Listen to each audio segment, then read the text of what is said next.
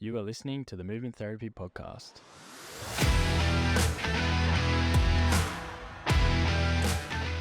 Alrighty, welcome back to another episode of the Movement Therapy Podcast with Zoe and Ethan. Eth, how are you going today? Good, Zoe. How are you? I'm very well, thank you. Excellent. So give us a little recap of our last running episode. Yes. So this is part 2 of our running series. First episode we looked at running technique. So our 3 principles of running technique, we've got tension and tone, posture with the head on the shoulders, and cadence, so elasticity of the feet. So there are 3 that were main technique. And what are we going to get into today? Give us a little overview. Okay, so today is going to be putting that all together into easy to follow programming into sort of how to start running.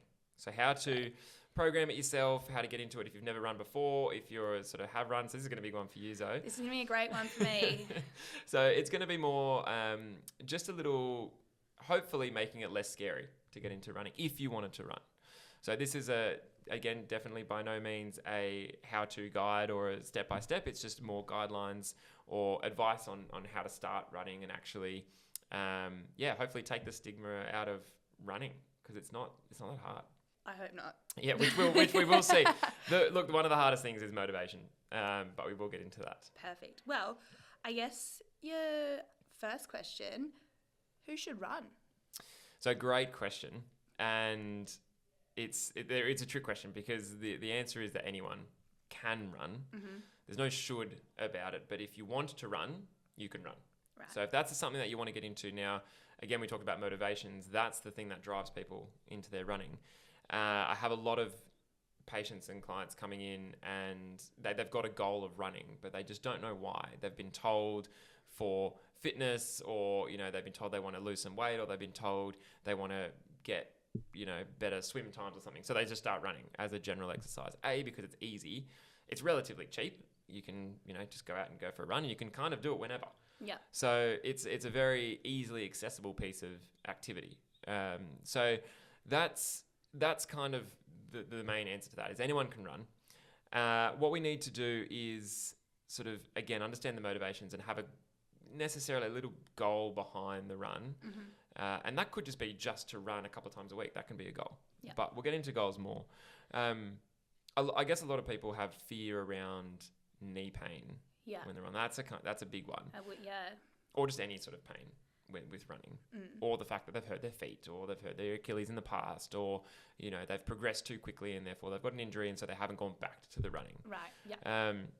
So yeah, we'll talk a little bit more about the knees specifically, but I just want to go into a little side tangent, which is not like us. So I want to introduce that for us. But there's actually no evidence that running is bad for the knees. There you go. So everyone is a bit fearful, and it makes sense, right? You're running, your body weight goes onto the knees. It makes sense that the knees are impacted, but you're actually designed to do that. So it's a biomechanically efficient way of moving, and that's how we have been designed, is that the knees should be able to absorb that ground reaction force that we put through. So there's many studies that actually suggest that running is really good for your knees and actually reduces the risk of knee arthritis and can actually increase cartilage health. So there was one study here that I'll quote in the Journal of Orthopedic and Sports Physical Therapy, that they found recreational runners had a lower prevalence of knee OA at 3.5% than sedentary individuals at 10%. Right. That's a pretty big difference. That is quite a large difference.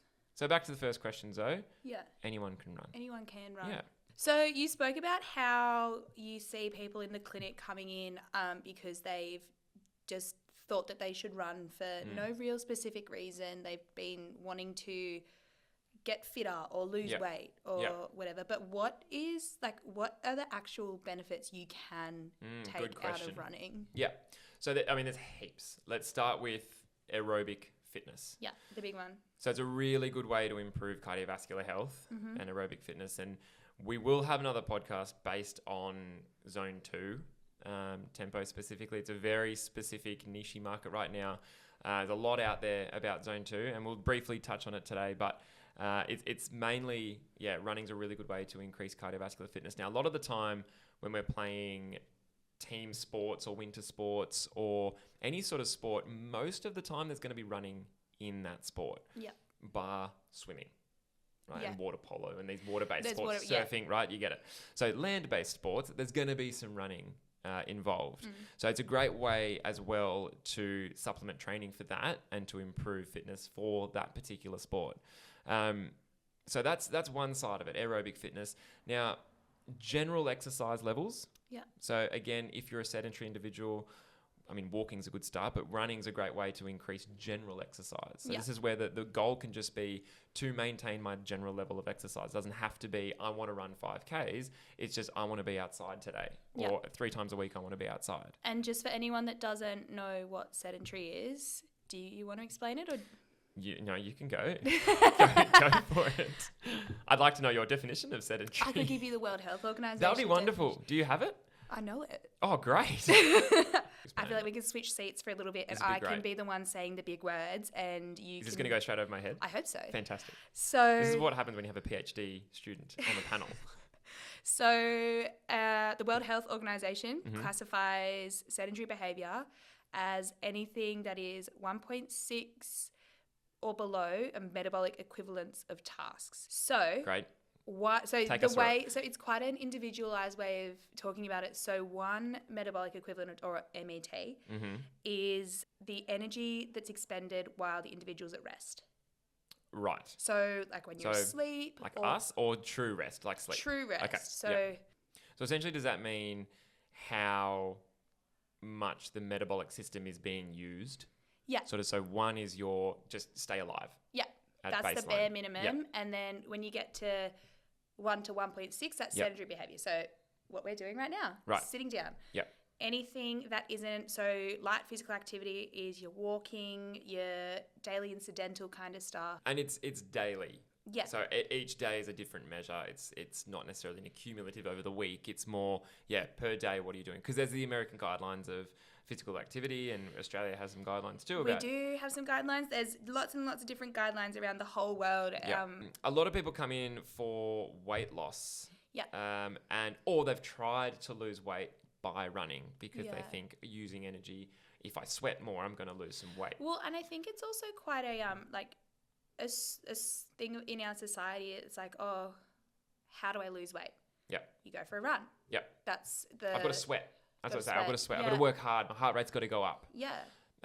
That's what we hear. We hear a lot of people starting, high intensity gyms and these F45s and Hit Republic and, the high intensity ones for the purpose of trying to lose weight, which is great, but they're doing it by trying to get high intensity. And it's actually the complete opposite. Right. Your fat burning zone is these zones 1 and 2. Yeah. As soon as you pass zone 2, you go outside of your fat burning zone, your efficient fat burning zone, and you start to use your glycolytic stores and your quicker, more sort of punchy sugar stores, essentially not burning fat. Fat's a very slow fuel source. And that's not to say that your higher zones aren't at all beneficial for overall health or anything. Definitely be used, and we will talk about them. It's not a no zone above 2. It's just a... And this is, I definitely don't want to get everyone can only do zone 2 forever situation, because that's not true at all. It's definitely important to do zone 2. But I think for weight loss and weight management in terms of running slowly is going to be where you're going to fit into the fat burning zone. It's going to be boring, and it's going to take a long time. Yeah. So if you set those expectations high, you will actually succeed more than you fail. So if you're going to run purely based for fat burning, but again, there's so many individual characteristics there that I don't want to get too prescriptive. Yeah. But yeah, I think we've talked about the sedentary time and obviously supplementary training for sports for the running purpose. So there are so many different types of running and styles of running and motivators to run. So I think at the end of the day, you've got to have a purpose. It's not just a matter of, John Smith told me to go for a run, so I'm going to go for a run. Like, have a purpose about running. If that's just get outside, cool. That's still a purpose. Yeah. I want to get on to a topic that is a little bit tricky to discuss, But a lot of people who come in, especially for weight loss, for running, and I started this podcast by saying running's good for your knees. And I did that deliberately because here's where it might not be. Oh. So ground reaction force we talk about when you run. Yeah, we talked about this last time. Correct. Yes. And this is where the cadence comes in. So the higher the cadence, the less ground reaction force you'll have, the less bone stress. Yep. Okay, so that's why that's important. Yeah. Now, that ground reaction force is the opposing force the ground puts through when you put your leg through it. Yeah. Right? That's what you are you're experiencing when you run every step. Yeah. Right? You take, regardless of what your cadence is, you will always have a ground reaction force. Yeah. It just depends on the level. Okay. Now every kilo you put on top of your body will directly impact the force your knees have to carry. Right? Because if you feel that the heavier you are, the more ground reaction force you have. Yeah. Isaac Newton's third law and I mean, it makes sense when you say it. Like yes. So it's hard, right?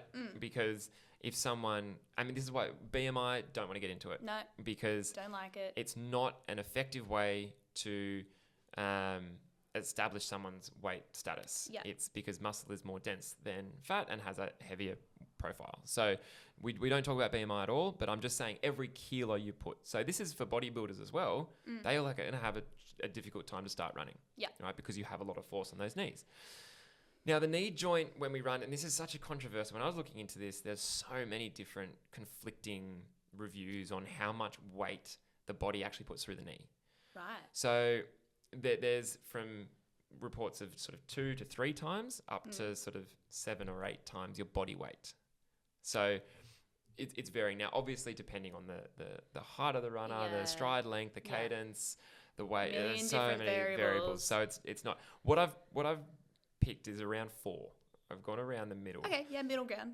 Essentially, all that means is you are putting more than your body weight through your knee. It's right? a lot. That's significant. Yeah. Now, here's a bit of maths for you. Okay, so I don't want to scare people, but I want to be able to explain why you might not be able to go for a 5K run to start your run. Yeah. Right? Now, 5K, it's kind of the stable distance. Everyone sort of starts running and says, comes in, I've hurt my feet, but I went for a 5K for the first time in 3 years yesterday. So that might be okay for someone. And he might be like, no, it's 25 minutes. Don't worry about it. It's 5Ks. But let me just put that into some numbers for you. So if you say 75 kilos, right? If you times that by 4, you can put roughly 225 kilos of body weight through, or ground reaction force through your knee with every step. Yes. Okay, so just picture that 225 kilos with every step.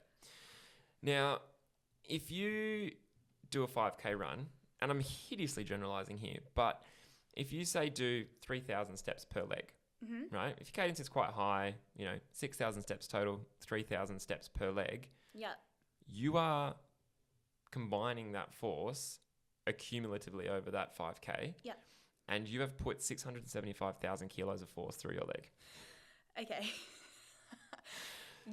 So this is not even adding on technique, flaws and all this sort of stuff. This is purely just ground reaction force through the knee. Now, don't even get me started on the foot and the ankle because that is way more.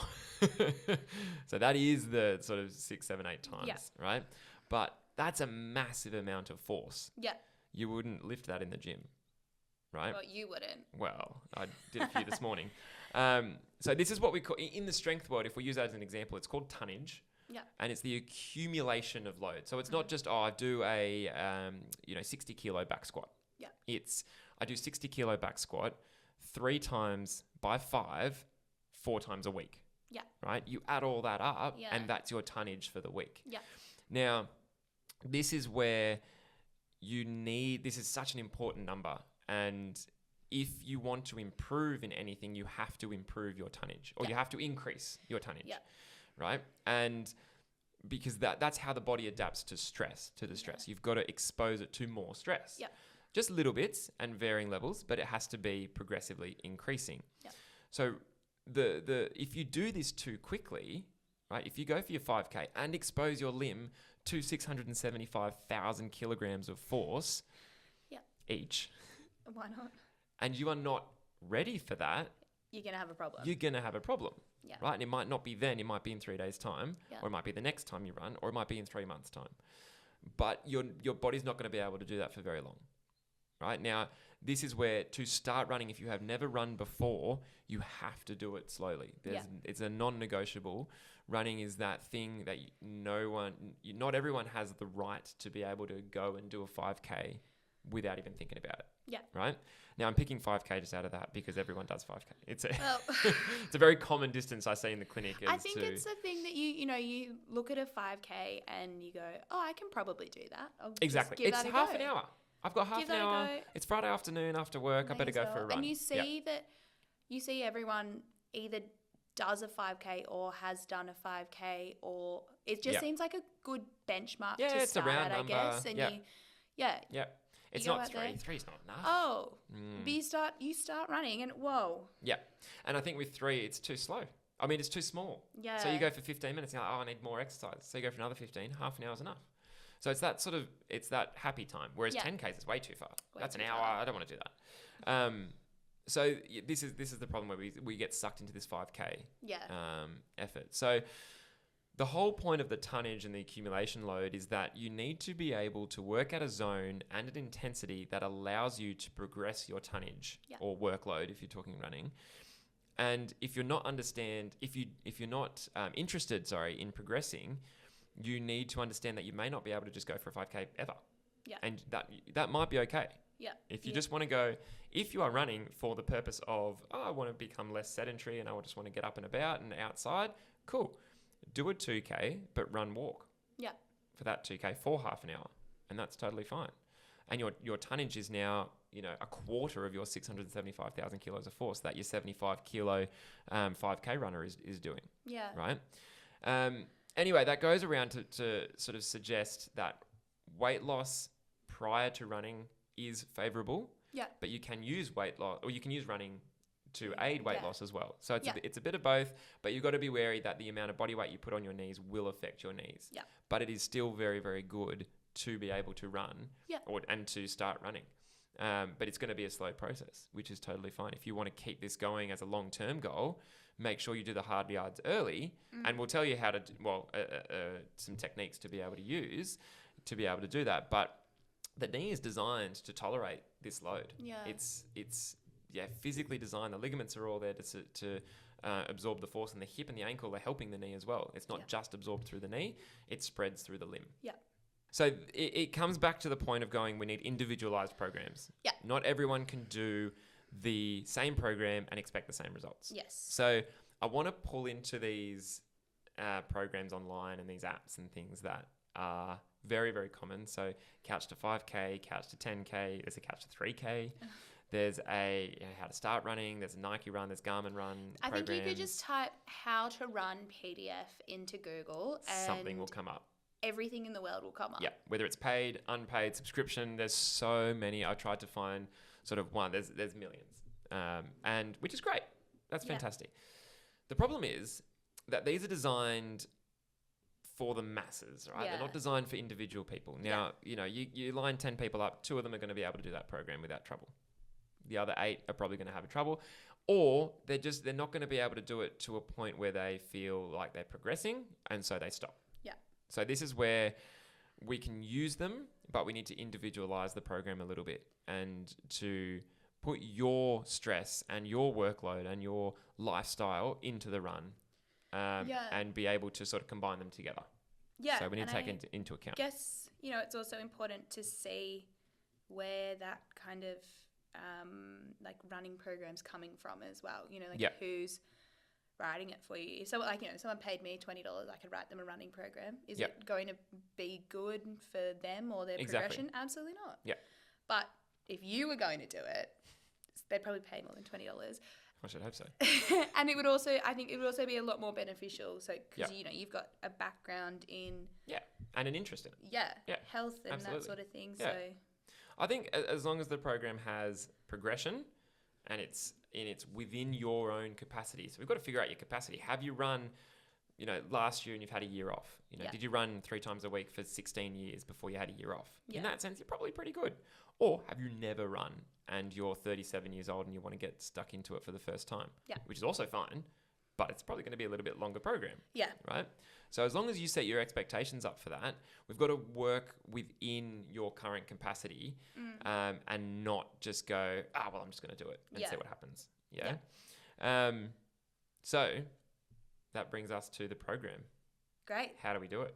How do we do it? Well, I think you said before it's important you have to start slowly. Yes, that is the main thing. I think I've said it already 5 times, but you've got to set the expectation. Yeah. If you get into the fact of going, if there's a half marathon in Canberra in April, and it's the 26th I of need November. to tell you something. I don't want to hear it. Okay.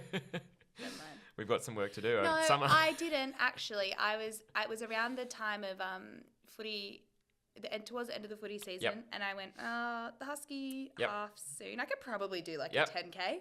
So I hear this a lot after a footy season or after a winter sports season in that sort of September, October, whether you've made finals or not.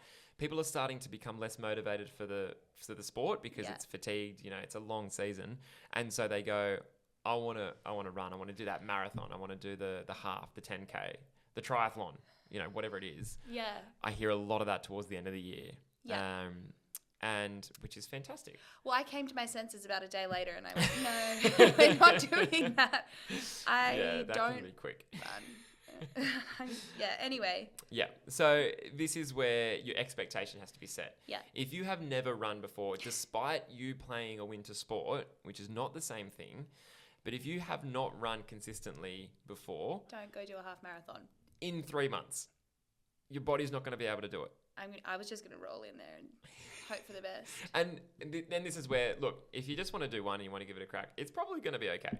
Like, you won't die by doing that. But if it's something you want to continue... If you want to do well, I think if it's something you want to do well and also not in any if you want to progress, short-term detriment to your body. Exactly. Yeah, the long-term detriment for the short-term gain is potentially... a problem here. Yeah. We go into the realms of stress fractures and we look into tendon issues and these sort of things that can last a really long time. Anyway, we don't want to get involved. We're not doing the Husky half. I just want to set the expectation and be realistic. Be realistic, exactly. Yeah. So if you want to do a half marathon, and I say there is no rule as to say you need a minimum of 6 months training before you do a half marathon. Nothing to say that there is. I've treated people who've come back from ACL injuries and have run a marathon in 3 months. It wasn't favourable, but he did it. And he didn't do it very well and it hurt him, but he did it. It's definitely by no means a prescriptive thing, but it's individualized. And I think this is where you have to be prepared to slowly progress. Yeah. It's not a quick thing. But there are so many different ways to do this. And I guess, again, it depends on your goal. You know, what do you want to get out of it? Do you want to become a long-term runner or do you just want to stay fit over the off-season? There's completely different ways of doing this. Yeah. And we tailor programs based on that. It's not a sense everyone has to run 5K. That's ridiculous. Yeah. But especially when sports season finishes, you've got a lot of time. You've got a lot more time. Yeah. To play. So. And I also find that you get that itch for, you have the first week and you're like, this is the best. Yeah. I've got 2 afternoons and the whole weekend back in my pocket. Yep. And then it starts to get a little bit. Yeah, you get bored. Boring. Yeah. And you want to catch up with your mates who you trained with or played with. Yeah. And they're going for a run. So you might as well tag along. Yeah. Get in for the run. So. This is where, it's hard to start. But I think the main thing is, especially let's say if you haven't run before, right? If you're just starting from zero, you've never ever run before, regardless of age, I'm a massive advocate for the run-walk ratio. Yeah. Right? And again, there's very little prescriptive things here. It's I don't know what the right ratio is, but I think you have to be able to walk throughout that run. Yeah. Especially for the first... I don't know, it could be 4 weeks. Yeah, I think that's realistic. So we're talking about load tolerance and building up your body's ability to deal with that tolerance. So it's about this tonnage and this workload, this 675,000 kilograms of force through the leg. We want to reduce that. We don't want to put this body through that because we know it's not going to be able to. Yeah, it's not going to like it. You don't start squatting in the gym with 200 kilos on your back.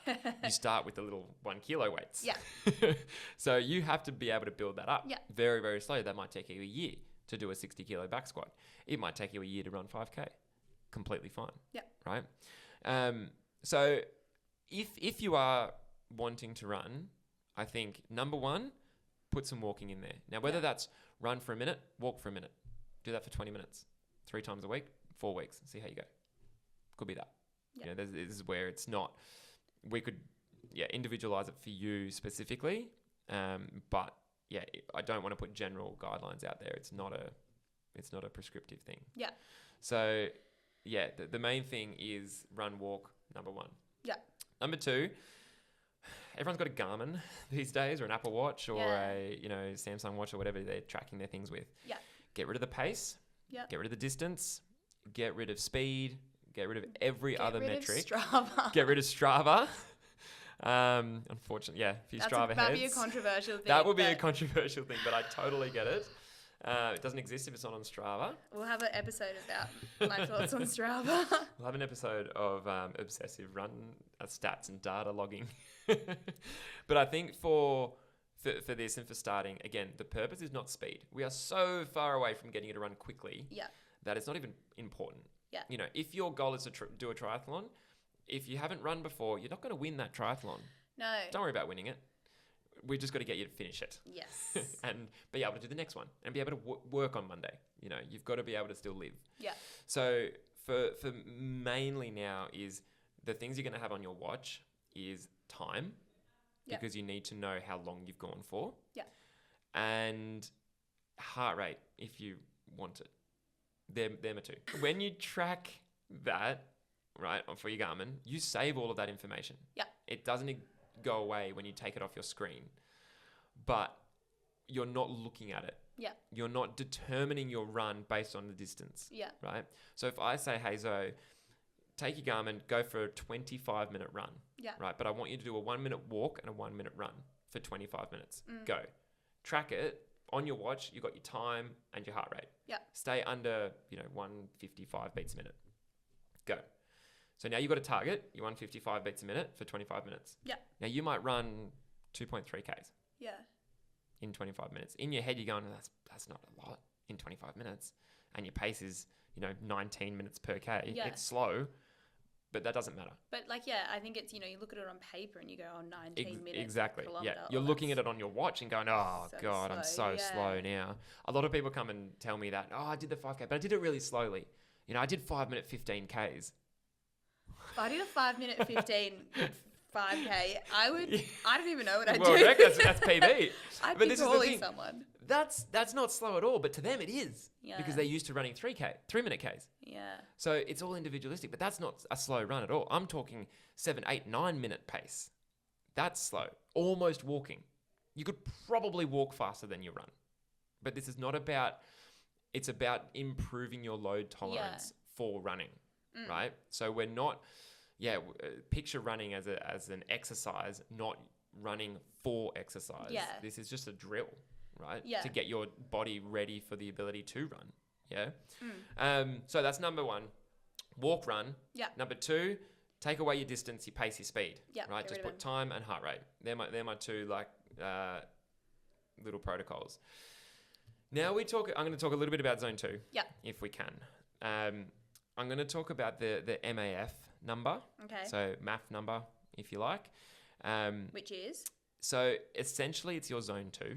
Yeah. Right. It's named, well, some say it's named after Phil Maffeton, who discovered it. But some say it also stands for the maximum aerobic function. There you go. So essentially it's the highest your heart rate can work while it's still effectively fully emptying and fully closing the ventricles. Okay. Right? So if you picture the heart, every beat, it should open and close fully. Yeah. Yeah. Now, when you go out of your zone 2, you're actually working like this. So it's only opening and emptying sort of half. Yeah. Not as much. Ish. Which means it has to work faster. Yeah. To get rid of the more blood or pump more blood around the body. Yeah. So then your heart rate goes up. Yeah. Right? And that becomes inefficient if you do it for long periods of time. We'll get into the science a bit more later. So this MAF number is pretty much just that, I guess, that area where your heart is actually working to the best of its capacity. Exactly. It's as efficiently as it can Yeah. while still, producing all of its function. Yeah. And completing all of So its function. how do you figure it out? So super easily, it's Okay. just 180 Yeah. minus your age. So it's not a difficult number. Now this is, again, it's a grey area. It's not exactly, oh, you're 163. You know, as soon as you get to 164, now you are zone 3. It's not Yeah. that at all. It's a guide, Okay. right? To go, this is roughly your zone 2. Now it's about 75% of your max heart rate, Okay. right? If you like. And just a disclaimer, you can't use the age-old 220 minus your age for your max heart rate anymore. It's not super accurate. The best way to find your max heart rate is to find Find your your max max heart heart rate and to do something for its max effort. Yeah. A good assault bike, if anyone knows what that is in the CrossFit world, get on an assault bike, work flat out, find your max heart rate, Don't get on and this. that's your max heart rate. It's just not fun. It's really it's not not fun. It is. I'm gonna use this, Yeah. and I was just sitting here trying to calculate Yeah. this number, and I'm gonna have to Google it actually. So your math number is, or your zone 2, it's a way to maximize your aerobic function and therefore improve your tissue tolerance within that. Right. But it also is your fat burning zone Yeah. as well. It's a way to keep your injury risk low. Yeah. You're not preventing injury by running in this number. Yeah. You can never prevent injury. No. Yeah. You're just reducing the risk Yeah. and the likelihood of injury. Now, if we use that 180 minus your age number, that's actually, it's pretty low normally. Yeah. Did you find out what yours was? Yes. What is it? 154. 154. So I said, Zoe, go out for a run, but keep your heart rate under 154. You might find that tricky Am I? because your heart rate might spike quite quickly. Now, this obviously changes depending on if you have any other comorbidities or health issues or anything. So there's some little clues. If you are recovering from illness or surgery, you take 10 off that number. So if you've just gone in for surgery and come out, you've got a 154 math number, that's going to go to 144. 144. Yep. So now it's got to be lower even because your heart is under trauma or it's recovering from trauma, right? You're -5 if you're overweight, which again, like what is that? But, you know, we'll use a general guideline. Currently injured or new to running. So in this zone, We're going to -5. we're going to -5 being new to running. So again, you're just giving yourself that buffer of going, I'm just going to make my heart work super efficiently. And by extension, what I'm actually going to do is improve its efficiency and its size and its power. Yeah. The heart is a muscle, Yeah. as the gang of yous have told us. So what we need to do is be able to improve it by stressing it, but not overstressing it. Yeah. Exactly. Now, if you have been training for more than 2 years without an issue, your math number could be 5+ or adding 5 to it. So you can actually afford to work a little bit more into your zone 3. And what for would example. you classify as training without issue?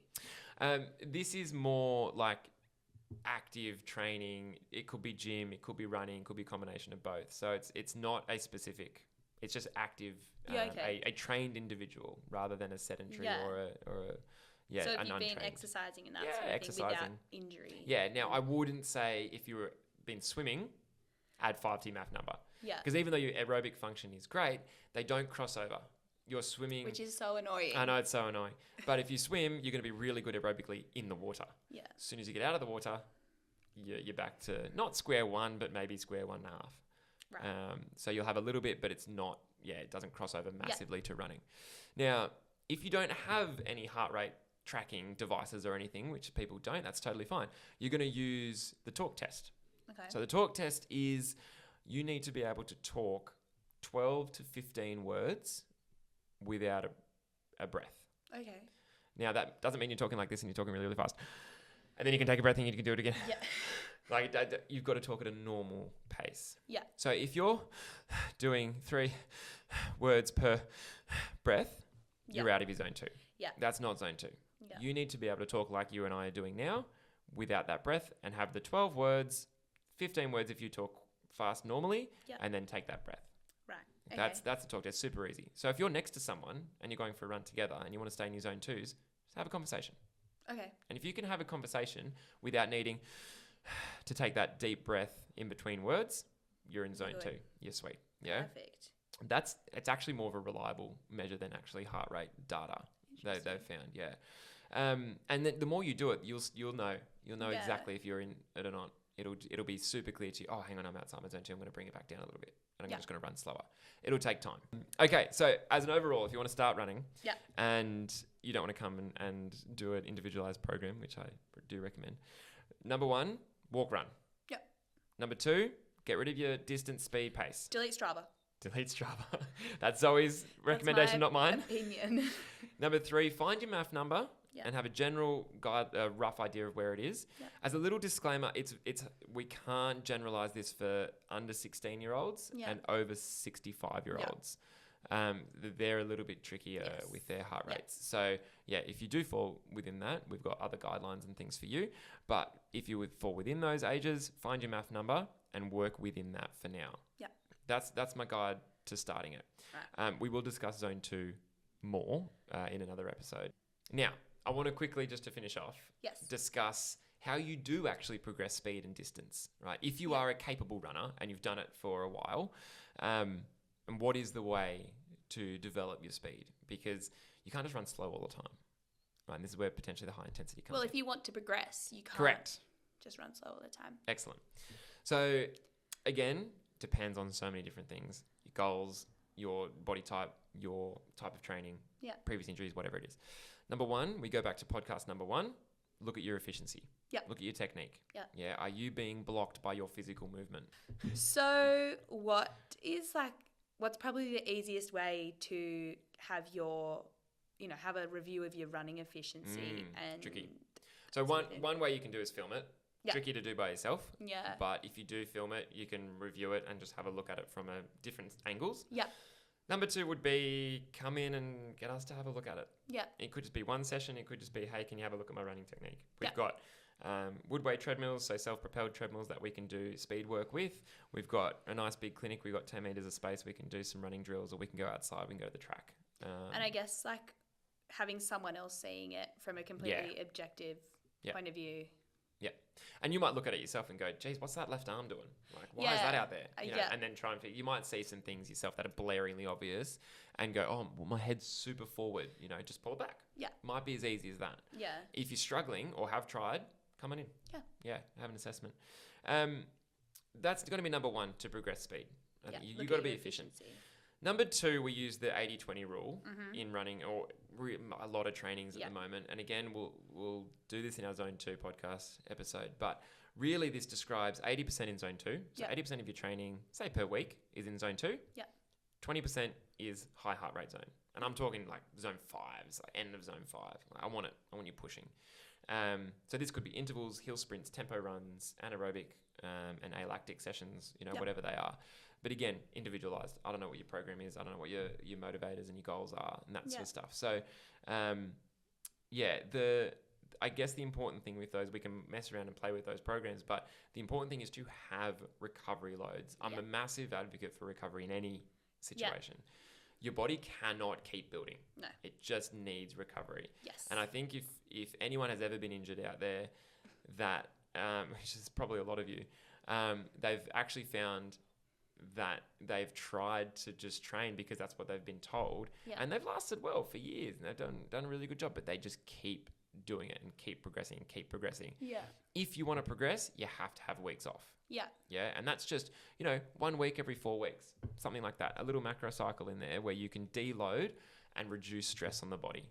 Yeah. To actually, and I think it's important as well to actually have the recovery and not just have a recovery day, but you are recovering by just doing half of your normal. Exactly. You're not actually letting your body recover. It's not a do nothing week. It's a relative rest week. Yeah.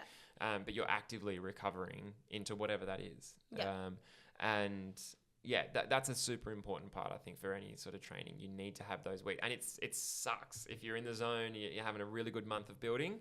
To have that week off, you feel like you're doing nothing and you're going backwards. But in the long run, you'll be able to then progress way, way, way more. So that's a massive, massive importance. All right, so that's how you can start running. So easily. Gonna give it a crack? I'll have to check with my physio first. Oh, sure. Excellent. then Yeah. maybe Go we have an give it a assessment and go. check your Yeah. efficiency. Yeah. Excellent. So as always, please share the podcast with anyone who is thinking about becoming a runner or is a runner. Yes. Or wants to do running in the future. And that includes triathlon and other sports. Please don't send it to me. Don't send it to me. And yeah, episode 1, go back onto the technique. This one's how to start running. Our next episode's going to have a couple of guests and we're going to actually go through programs and things with real life people. So that's going to be a really good one. But if you like the content, please share. And yeah, please reach out to us on our many social media channels. The links are all in the show notes and we will speak to you next time.